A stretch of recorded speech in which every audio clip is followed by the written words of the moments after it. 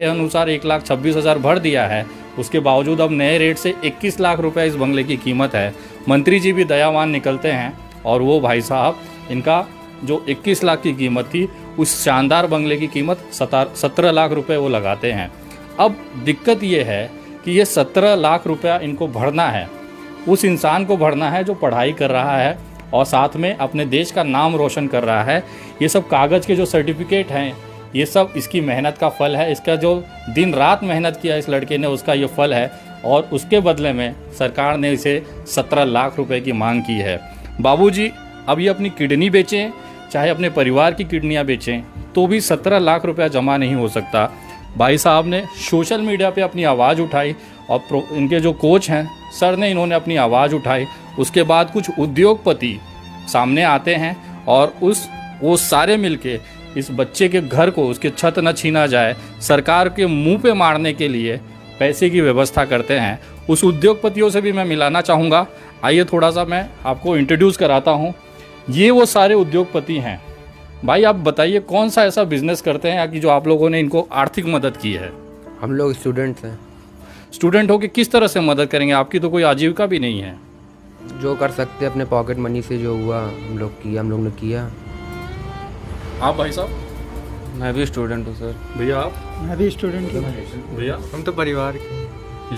आप? हम सब लोग स्टूडेंट हैं।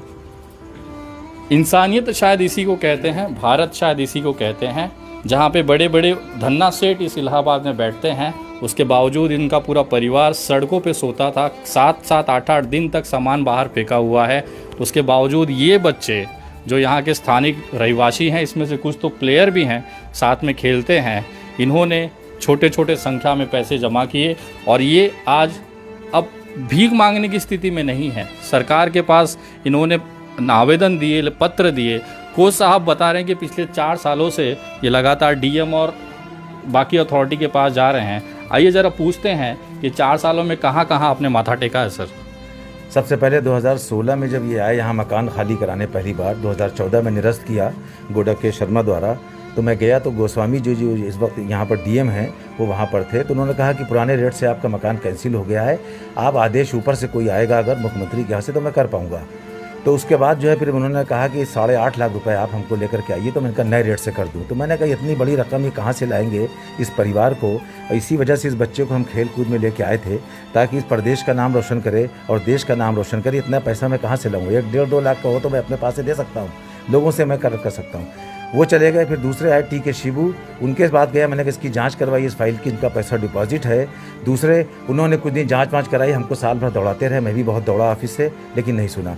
तीसरे इस बार जो अंकित अग्रवाल हैं, जब मैंने उनसे कहा कि साहब इस तरह से आपके एक बाबू ने जो इस तरह से घोर लापरवाही की है, प्रयागराज डेवलपमेंट अथॉरिटी के इस बाबू ने, जिसकी वजह से आज ये सड़कों पर पड़े हैं, इसकी आप जाँच कराइए। तो उन्होंने कहा अगर आप लोग मदद कर रहे हैं तो मैं भी 50,000 रुपये दे दूँगा, और लेकिन मैं इस पर ऊपर से फिर मैंने मुख्यमंत्री के यहाँ भी लेटर भेजा, वहाँ से फ़ोन भी आया कि आपका काम हो गया। आप किस मुख्यमंत्री की बात कर रहे हैं? मैं योगी आदित्यनाथ जी के पास हम लोगों ने लेटर भेजा। पहले तो कुछ दिन तक सुनवाई नहीं हुई, फिर फास्ट ट्रैक में जब हम लोगों ने भेजा तो वहाँ से इनके मोबाइल पे, इस परिवार के इनके मोबाइल पे आया कि आप संतुष्ट हैं। तो ये हमको लेकर के फिर गए अंकित अग्रवाल साहब के पास और आलोक पांडे जी के पास। तो उन्होंने कहा मेरे पास कोई आदेश अभी वहाँ से नहीं आया। मैंने कहा भाई उनका फ़ोन आ रहा है कि आप संतुष्ट हैं और आप कह रहे हैं कोई लेटर नहीं आया। और उस बाबू की ऐसी घोर लापरवाही है कि यहाँ के केशवनाथ मौर्य जी, केसरी देवी जी, नंदी, इन और यहाँ तक कि इनका सिद्धार्थ नाथ सिंह का सब के लेटर जाते हैं और वो फाइल से निकाल के फाड़ देता है और कहता है किसी की नहीं सुनी जाएगी। सोचिए एक सरकारी बाबू की इतनी हिम्मत है कि बड़े बड़े मंत्रियों के जो लेटर हैं, पत्र है, वो फाड़ के वो फेंक देता है।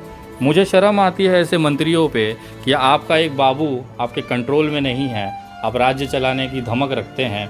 सबसे बड़ी दुखद बात यह है कि जब से ये मसला चल रहा है, 3 सरकारें बदल चुकी हैं, वापस भारतीय जनता पार्टी की सरकार यहाँ पे आई है।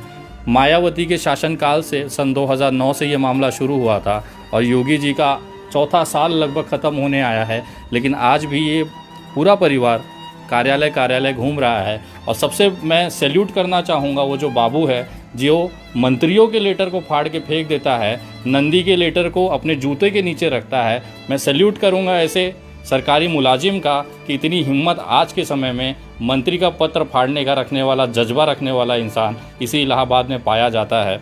मैं सबसे बड़ी चीज़ आज इस वीडियो बनाने का मकसद मेरा ये था कि इस परिवार को वापस से उठा के सड़कों पे फेंकने की तैयारी इलाहाबाद प्रशासन कर चुकी है।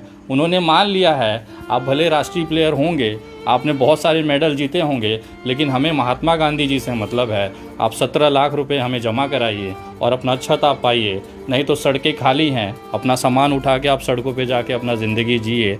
ये तमाम लोग, ये जो पीछे स्टूडेंट हैं, ये बाबूजी हैं, ये कोच साहब हैं और ये खिलाड़ी हैं, अब इनकी उम्मीदें आप तमाम लोगों से हैं। ये 2 चीज़ें मैं आप लोगों से मांगना चाहता हूं, क्योंकि मैं आज इस परिवार के बीच में इसी के लिए आया हूं कि इस लड़के के भविष्य के लिए आवाज़ उठाइए।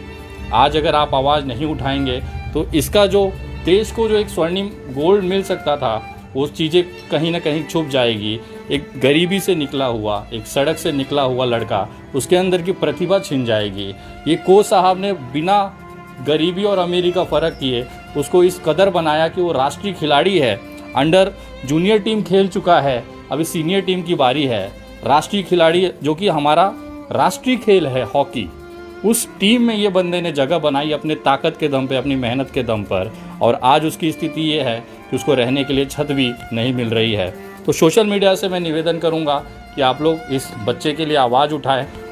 लगातार 2 स्टेटों से रिप्रेजेंट करने के बाद, राज्य को प्रतिनिधित्व करने के बाद, अब राष्ट्रीय टीम में सिलेक्शन के बाद भी अब स्थिति ये है कि सरकार को इसे प्रोत्साहित करना चाहिए, तो सरकार उल्टे इसे घर से बाहर निकालकर सड़कों पर और गलियों में फेंकने के लिए मजबूर कर रही है।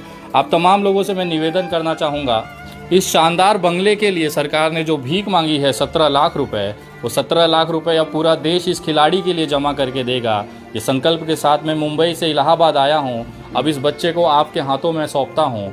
ये जो लड़का है, जो खिलाड़ी है, अब राष्ट्रीय टीम में खेलने के लिए जाने वाला है, लेकिन मजबूरी ये है कि उसके सर से छत छीनने की कगार पर है। तो आइए हम सब मिलकर योगी सरकार के इस खूबसूरत बंगले को 17 लाख रुपए में खरीदते हैं और इस बच्चे को मदद करते हैं। मैं एक खुशखबरी ये भी देना चाहूँगा कि सोशल मीडिया की वजह से इस परिवार के पास करीबन 8 लाख रुपए अभी तक जमा हो चुके हैं। जो बाकी का करीबन 10 लाख रुपए है, उसके लिए सरकार अड़ी हुई है। और सबसे दुखद खबर ये है कि इस परिवार के पास केवल 10 दिनों का समय सरकार ने दिया है।